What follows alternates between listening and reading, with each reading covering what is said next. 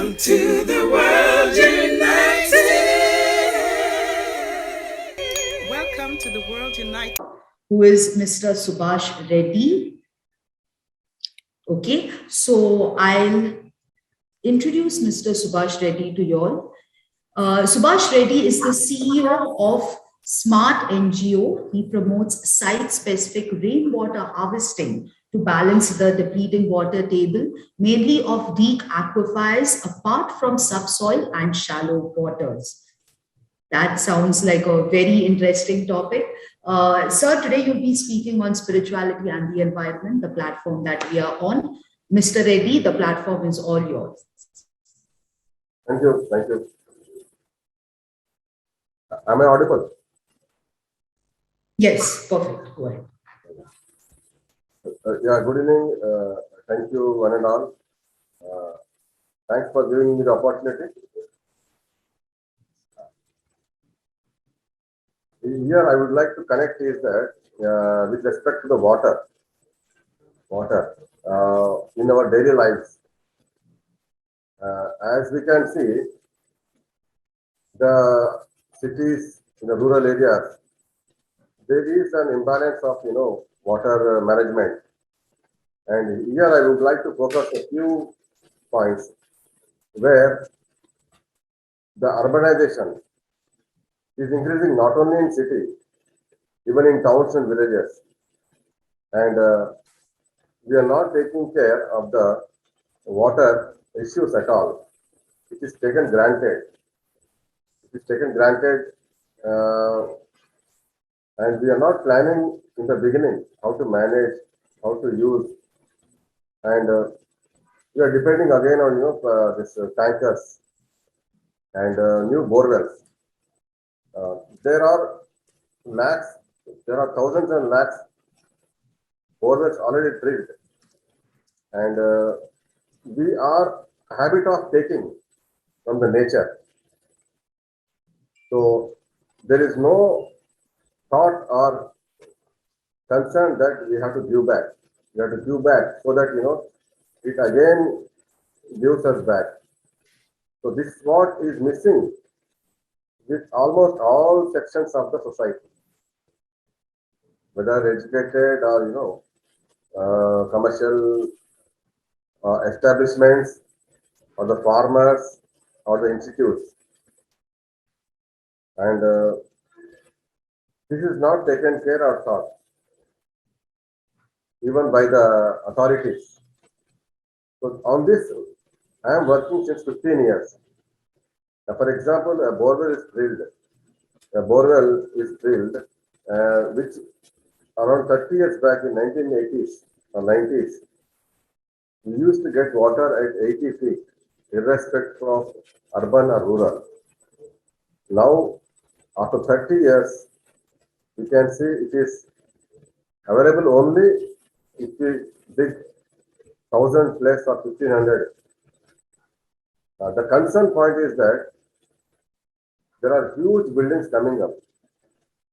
The technology improved, urbanization, growth, development, huge infrastructure, smart cities. So these are all growing. But the point is that what about the water, the rainwater? This is the rainwater which is falling on our rooftop. We are adding roof day by day, and the open spaces, grounds, or the as sir said the earlier speaker about the trees, which are almost vanishing in our urban cities.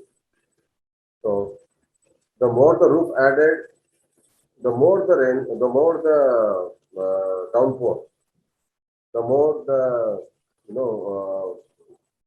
the rainwater rushes onto the roads. Nothing but floods.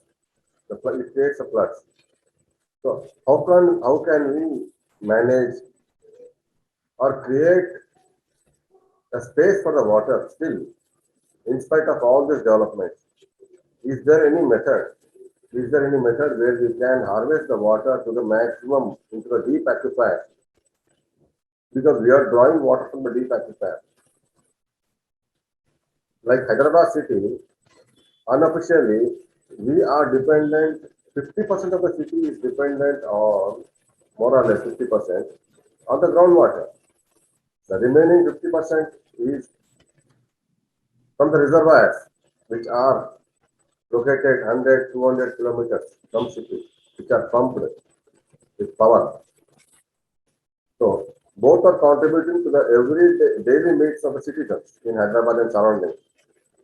So how can we ignore 50% of the water which we are meeting through ground, through tube wells or bore wells? We are not giving back. And it is so simple in giving back. Everyone has a huge rooftop, like 1 lakh, 100 square meters, 100 square meters rooftop area. The average rainfall in a year, in a season, is 1 lakh liters.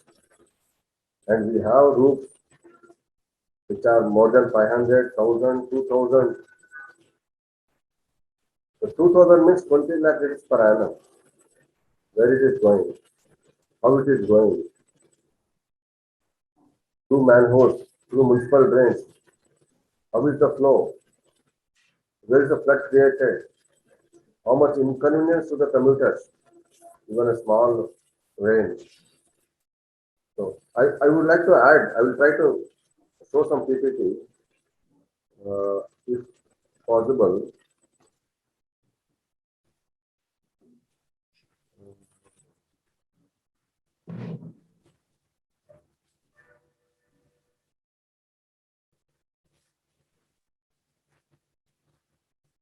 Yeah, hello?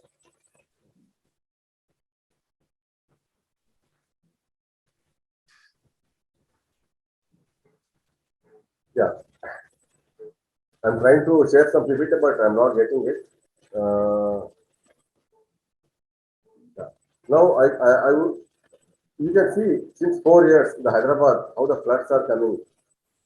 Some places, the water is not receding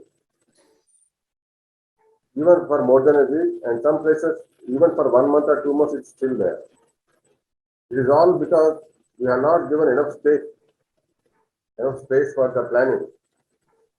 And this is the result, and harvesting, which is the compulsory as per the law. Even if the law says or not, but we have to do, and we are not doing. There's a huge buildings coming up to many parts of the city, and those are ignored. Even like institutes, which are a learning center, even I would like to mention even our spiritual centers also. They are more concerned about the buildings, the roads, the facilities. But when it comes to the point of rainwater harvesting, there's a last point to be discussed or postponed to next year or several years. This is what happening, and institutes should be the first people to implement such ideas and structures where they can be a model to all other institutions, all other establishments. This is not happening, and I request all spiritual centers to take this as an example or a model. And it is like we are taking a loan from the bank. Everyone has to repay it, and we are taking water from the ground. We need to replenish it through a proper method or properly. And when we don't do that, really we are not good at the nature. And if we try to take 100 rupees, at least give 80 rupees or 90 rupees. There is a possibility of giving back the water more than 100 rupees. Example, if we are taking 100 rupees, we can give 1,000 rupees back also. But if we are not at all thinking about this, and we are all like others who are busy in their careers development from the college to the end of their life, And if we little having spiritual bent, if we also live like them, I hope it's not proper. And whatever we have establishments wherever, see that our campus is made eco-friendly, nature-friendly, and not only rainwater harvesting, all other models like solar and other can be put to use and make an example of that. This is what I observed. Some are following, some are not following, and with such measures, any spiritual establishments must do it.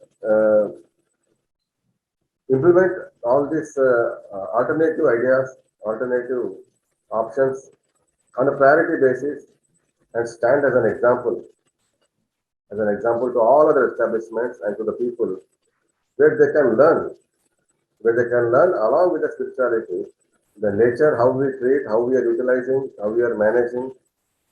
Uh, this is what the core part I would like to express in today's conference.